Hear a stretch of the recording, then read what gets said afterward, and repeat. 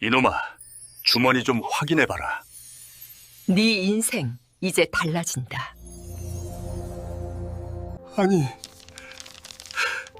내가 로또 1등이라니. 아빠, 돈 좀 더 도와주세요. 아버지를 저 좀 살려주세요. 아버지를 저 좀 살려주세요. 평소에 전화 한 통 없던 놈들이 천하신 양실자! 내 너희들에게 큰 벌을 내리리라. 새벽 4시 서울 강서구 한 종합병원 응급실 복도.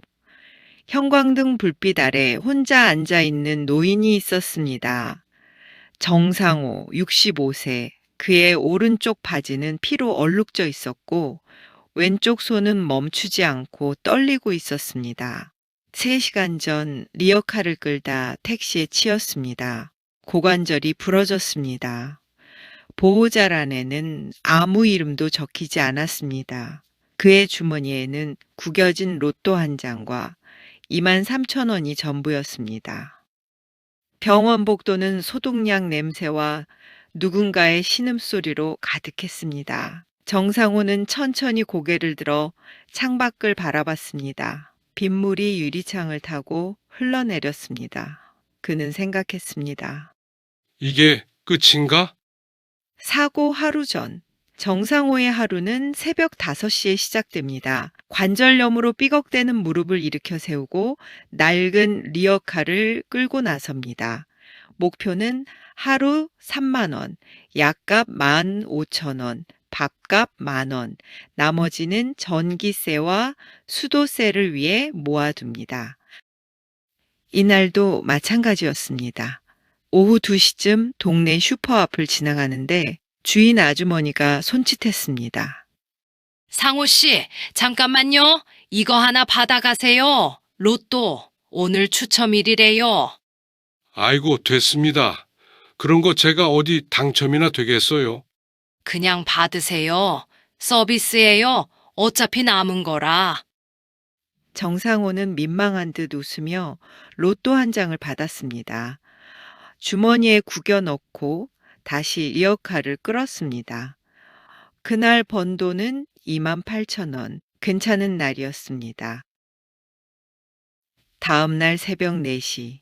정상호는 리어카에 폐지를 가득 싣고 고물상으로 향했습니다. 횡단보도 신호가 깜빡였지만 그는 서둘러 건너기 시작했습니다. 리어카가 무거웠습니다. 바퀴가 삐걱거렸습니다. 그때였습니다. 끼! 쾅! 택시 한 대가 그를 들이받았습니다. 리어카가 넘어지며 폐지가 사방으로 흩어졌습니다. 정상호는 아스팔트 위에 쓰러졌습니다. 오른쪽 엉덩이에서 뭔가 부러지는 소리가 들렸습니다. 정신을 잃기 직전 그는 하늘을 올려다봤습니다. 비가 내렸습니다. 차가웠습니다. 아, 진짜? 할아버지가 갑자기 튀어나오시면 어떡합니까? 택시기사는 욕을 하면서도 119를 불렀습니다. 구급차가 왔습니다. 정상호는 들것에 실려 병원으로 옮겨졌습니다. 응급실에서 깨어났을 때 의사가 차트를 들고 서 있었습니다. 고관절 골절입니다. 수술해야 합니다. 보호자분 연락처 좀 주시겠어요? 자식들한테 연락하면 안 됩니까? 그러세요. 빨리 연락하셔야 합니다. 수술비 문제도 있고요. 정상호는 떨리는 손으로 휴대폰을 꺼냈습니다. 3년 만에 처음 누르는 번호들이었습니다. 큰아들, 통화 중. 둘째 아들, 받지 않음. 딸, 3번 만에 받음. 네, 아빠? 미경아, 나 병원인데 병원? 무슨 일이에요? 사고가 나서 수술을 해야 한대. 심각해요? 고관절이 부러졌대. 의사 선생님이 보호자 오라는데. 전화 너머로 침묵이 흘렀습니다. 아주 긴 침묵. 아빠, 지금 애들 학원 데려다 줘야 해서요. 오빠한테 먼저 연락해 보세요. 뚝! 큰아들은 5시간 뒤에 문자를 보냈습니다. 아버지, 저 지금 지방 출장 중이라 못 갑니다. 동생들한테 연락했어요. 둘째 아들은 전화를 받았지만 아버지, 저 회사에서 중요한 프레젠테이션 준비 중이라서요. 형이랑 누나한테 부탁하세요. 딸은 다시 전화를 걸었습니다. 아빠, 병원이 어디예요? 강서구 우리 병원이다. 거기 우리 집에서 1시간 반이나 걸려요. 사위가 차도 없고 오빠가 더 가까운데 왜 안 가요? 그래, 알았다. 전화를 끊고 정상호는 천장을 바라봤습니다. 눈물이 흘렀습니다. 닦지 않았습니다. 3년 전 아내 김순덕이 대장암 말기 진단을 받았을 때도 이랬습니다. 자식들은 모두 바빴습니다. 병실에는 정상호 혼자였습니다. 아내는 마지막 순간 그의 손을 꼭 잡고 말했습니다. 여보, 우리 애들 너무 원망하지 마요. 그냥 우리가 못 가르친 거예요. 당신, 그게 무슨 소리요? 당신 혼자 남으면 힘들 텐데 애들한테 너무 기대하지 말아요. 살아가요. 알았죠? 그게 마지막 말이었습니다. 장례식장에 자식들은 왔습니다. 울었습니다. 하지만 장례가 끝나자 다시 연락이 끊겼습니다. 정상호는 그날 이후 혼자였습니다. 완전히. 결국 자식들은 아무도 오지 않았습니다. 병원 사회복지사가 긴급 의료비 지원을 연결해줬고 정상호는 수술을 받았습니다. 수술 후 의사가 말했습니다. 다행히 수술은 잘 됐습니다만 고령이시고 골밀도도 약하셔서 완전한 회복은 어렵습니다. 평생 지팡이 짚으셔야 할 겁니다. 재활도 필요하고요. 비용이 얼마나 듭니까? 재활 치료까지 하면 최소 몇백만 원은 각오하셔야죠. 정상호는 고개를 끄덕였습니다. 그 돈이 어디 있습니까? 병원비도 빚으로 갚은 판인데. 일주일 뒤 정상호는 퇴원했습니다. 지팡이를 짚고 혼자 택시를 타고 집으로 돌아왔습니다. 자식들에게는 퇴원 소식조차 전하지 않았습니다. 퇴원한 그날 밤, 정상호는 진통제를 먹고 잠들었습니다. 그리고 꿈을 꿨습니다. 꿈속에서 돌아가신 부모님이 나타났습니다. 아버지는 환하게 웃고 계셨고 어머니는 그의 머리를 쓰다듬었습니다. 상호야, 힘들었지? 어머니, 이놈아, 주머니 좀 확인해 봐라. 주머니요? 응. 잘 챙겨라. 내 인생 이제 달라진다. 꿈에서 깨어났을 때 새벽 5시였습니다. 정상호는 이상한 기분에 사로잡혔습니다. 그는 침대 옆 바지를 더듬었습니다. 주머니에서 구겨진 종이 한 장이 나왔습니다. 로또. 정상호는 손떨림을 억지로 참으며 휴대폰을 켰습니다. 포털 사이트에 로또 당첨번호를 검색했습니다. 당첨번호 7, 14, 21, 28, 35, 42. 그는 천천히 로또를 펼쳤습니다.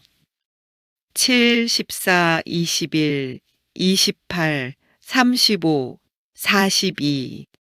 똑같았습니다. 이게?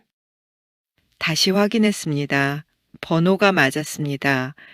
1등이었습니다. 당첨금 65억. 세금 떼고 실수령액 약 45억. 정상호는 그 자리에 주저앉았습니다. 로또 용지를 손에 쥔 채 한참을 울었습니다. 정상호는 아무에게도 말하지 않았습니다. 며칠 뒤 지팡이를 짚고 농협 본점으로 갔습니다.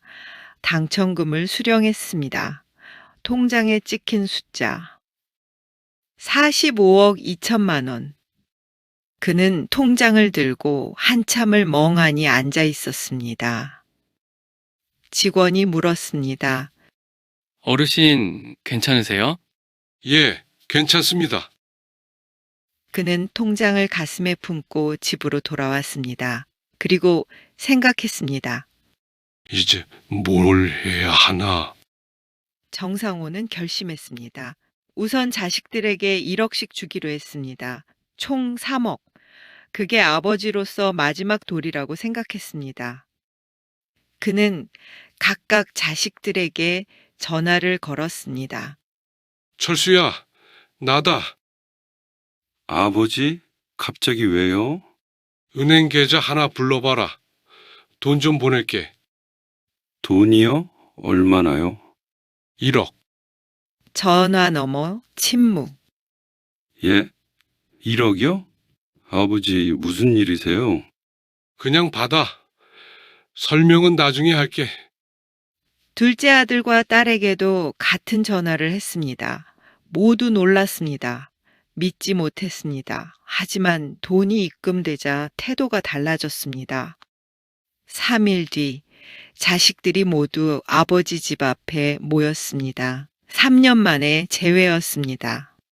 아버지, 그동안 어떻게 지내셨어요?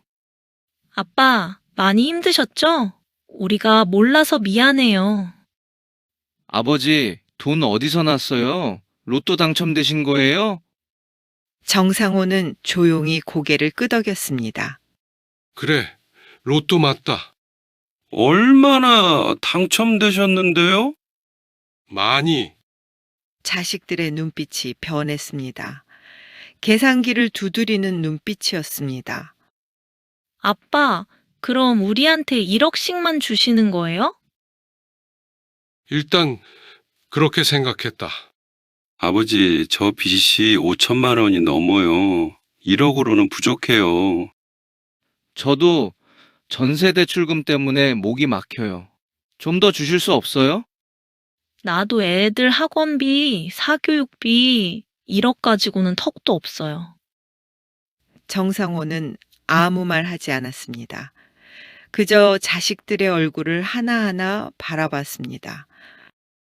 정상호는 말했습니다. 1년만 기다려라. 내가 너희를 지켜보겠다.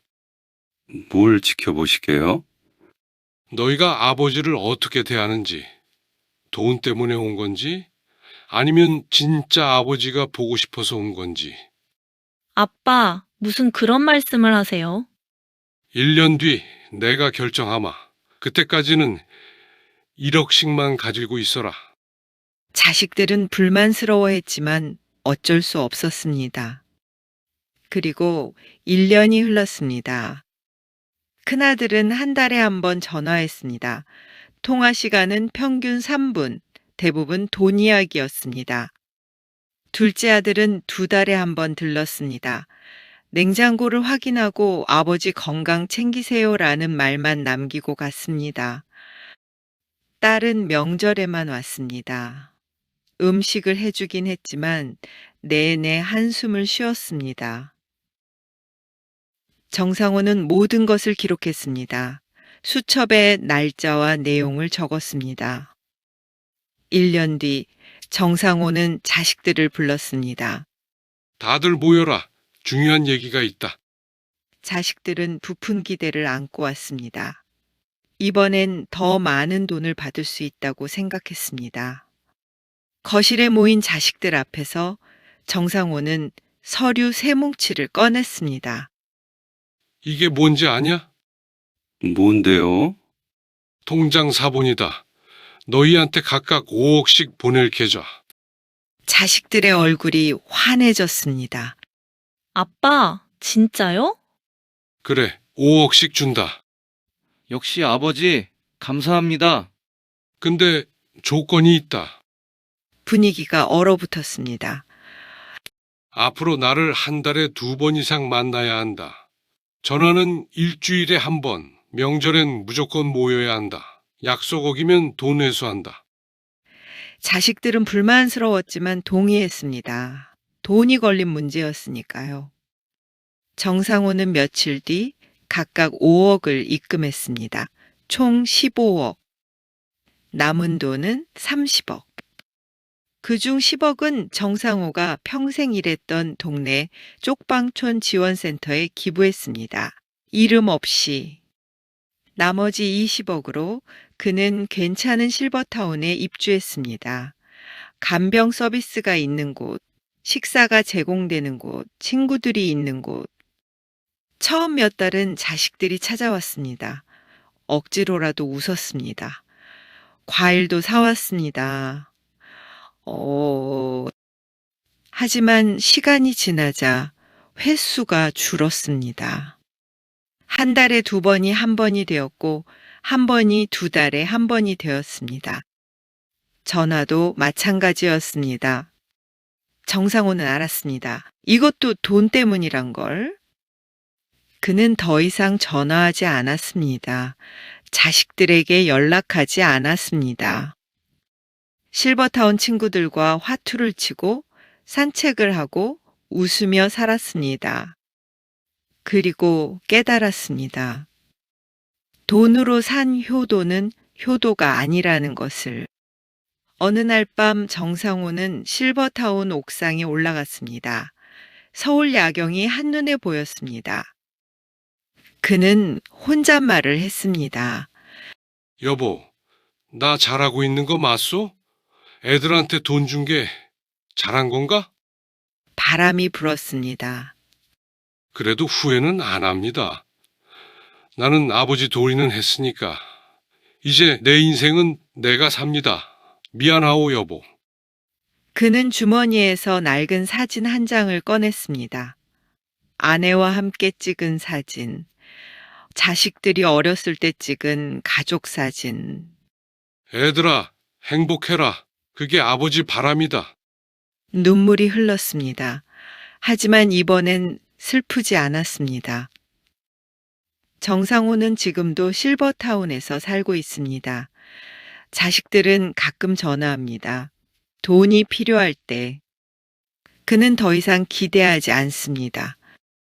대신 스스로를 위해 살고 있습니다. 좋은 음식 먹고 친구들과 웃고 가끔 여행도 갑니다. 65억은 그에게 자유를 주었습니다.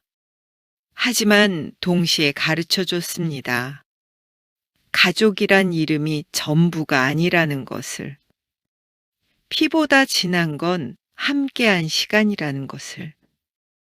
시청자 여러분, 만약 당신이 정상호라면 어떻게 하시겠습니까?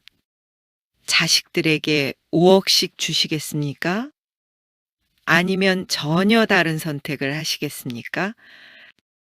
피로 이어진 가족과 돈으로 드러난 진짜 얼굴. 과연 무엇이 옳은 선택일까요? 댓글로 여러분의 생각을 들려주세요. 65억의 무게. 끝.